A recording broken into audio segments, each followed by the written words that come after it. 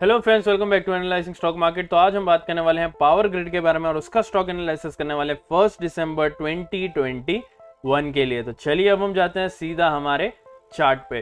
तो यहाँ पे चार्ट मैंने ओपन कर लिया है। ये चार्ट मैंने अपने जीरो था के अकाउंट से ओपन किया है। अगर आपके पास अभी तक अपना डीमैट अकाउंट नहीं है तो नीचे लिंक मैंने डिस्क्रिप्शन में जीरो था की और अब स्टॉक्स की दे दी। अगर आप चाहे तो हमारे लिंक के थ्रू जो है अब स्टॉक्स में अपना डीमैट अकाउंट जो है वो बिल्कुल ही फ्री में ओपन कर पाओगे और वहां से जो अपनी ट्रेडिंग जर्नी जो है वो स्टार्ट कर पाओगे।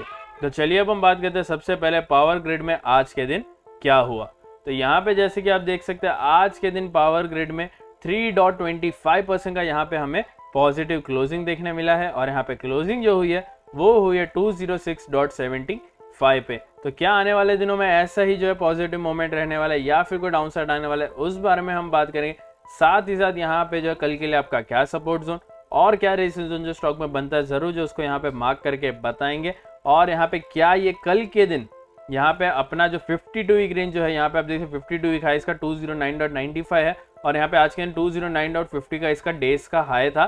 तो यहाँ पे क्या ये इसको जो है कल के दिन क्रॉस कर पाएगा या फिर नहीं, उस बारे में भी हम बात करेंगे और आने वाले दिनों का जब कोई छोटा सा एंड भी यहाँ पे दे देंगे। तो चलिए अब जाते हैं सीधा हमारे वनडे के चार्ट में। तो यहाँ पे वनडे का चार्ट जो हमने ऑलरेडी ओपन करके रख दिया है। अगर मैं बात करूँ यहाँ पे वनडे के चार्ट में वॉल्यूम की, वॉल्यूम यहाँ पे आप देख सकते हैं एवरेज से ज्यादा हमें आज के दिन जो वॉल्यूम देखने मिल रहा है और यहाँ पे कैंडल जो बनी है वो आप देख सकते हैं यहाँ पे पॉजिटिव कैंडल जो है वो बनी है। बाकी यहाँ पे बात करूँ मैं आरएसआई की, आरएसआई यहाँ पे 68-69 मतलब ओवरबॉट एरिया में ऐसा लग रहा है आरएसआई जो आपको जाते हुए देखने मिल सकता है। करंटली आरएसआई हमें जरूर जो है एक नेगेटिव मतलब डाउन साइड का इशारा देता है, लेकिन याद रखें आरएसआई हो या फिर और इंडिकेटर, हम जो है इंडिकेटर्स पे पूरा भरोसा नहीं कर सकते हैं। यहाँ पे बहुत सारे फैक्टर्स होते हैं जो किसी भी स्टॉक को जो मूवमेंट देते हैं, हमें जो है उससे जरूर कंसीडर करना चाहिए जब भी हम किसी भी स्टॉक में ट्रेड करें तब। बाकी यहाँ पे बात रही मेरे ओपिनियन की इस स्टॉक में कल के लिए, तो कल के लिए हम देखेंगे हमारे 1 आवर के चार्ट में। लेकिन करंटली अगर मैं यहाँ पे 1 डे के चार्ट में आने वाले दिनों की बात करूँ, आने वाले दिनों में जरूर जो है आपको यहाँ पे इसका 52 वीक रेंज जो हमने अभी ही बात की थी वो जरूर आपको क्रॉस करते हुए देखने मिल सकता है आने वाले दिनों में। करंटली क्या ये कल हो सकता है उसके लिए हम 1 आवर के चार्ट में बात करेंगे, लेकिन यहाँ पे हमारा जो ओपिनियन है आने वाले दिनों के लिए अभी भी यहाँ पे पॉजिटिव है।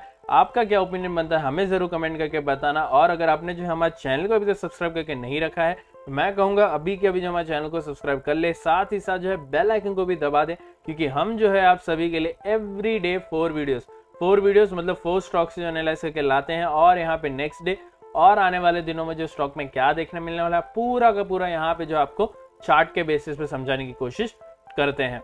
तो चलिए अब जाते हैं हमारे 1 आवर के चार्ट में, यहाँ पे देखते हैं आपका क्या सपोर्ट जोन और क्या रेजिस्टेंस जोन जो स्टॉक में बनता है। तो यहाँ पे फिलहाल जो है मैं कुछ एक यहाँ पे रेजिस्टेंस जोन जो है उसको मार्क कर लेता हूँ।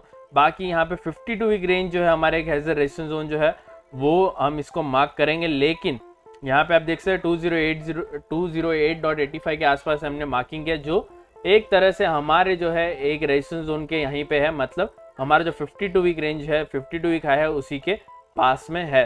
तो अगला यहाँ पे जो है मैं 2 पॉइंट ऊपर मतलब यहाँ पे साइकोलॉजिकल नंबर का यूज करते हुए हम 2 पॉइंट्स का यहाँ पे डिफरेंस रखते हुए जो हमारा एक टारगेट मतलब एज अ रेजिस्टेंस जोन जो है वो मानेंगे। तो यहाँ पे 212 हमारा एक यहाँ पे एक रेजिस्टेंस जोन जो है वो बनता है। तो यहाँ पे हमारा अब बात करते हैं इसका क्लोजिंग का। क्लोजिंग यहाँ पे हमने मार्किंग्स तो सारी की सारी अब कर ली है। क्लोजिंग अगर हम कहें तो 206.75 के आसपास जो इसकी क्लोजिंग हुई है। डायरेक्ट सपोर्ट की बात करें तो 204.30 का यहाँ पे डायरेक्ट सपोर्ट आता है। डायरेक्ट रेजिस्टेंस जोन जो आता है वो आता है 207.10 का। याद रखें डायरेक्ट सपोर्ट से डायरेक्ट रेजिस्टेंस का जो एरिया होता है वो होता है नो ट्रेडिंग एरिया। इसका मतलब है इस बीच में अगर आपको स्टॉक जो घूमते हुए देखने मिले कल के दिन तो यहाँ पे आपको बिल्कुल भी ट्रेड नहीं करना है, आपको वेट करना है दोनों में से किसी भी एक साइड में स्टॉक जो हमारा जो है क्रॉस करे और फिर उसके बाद यहाँ पे जो है वो कंफर्मेशन कैंडल को आपको देखना है और उसके बाद जो है अपना टारगेट यहाँ पे लगाना है एक डिफरेंस के साथ। चाहे अगर आप शॉर्ट करने जा रहे हैं तो यहाँ पे अगला जो सपोर्ट आता है उससे थोड़ा डिफरेंस में रखें, और चाहे अगर आप लॉन्ग कर रहे हैं तो रेजिस्टेंस जोन से थोड़ा सा डिफरेंस में आप रखें अपना टारगेट ताकि वो इजीली अचीव हो जाए।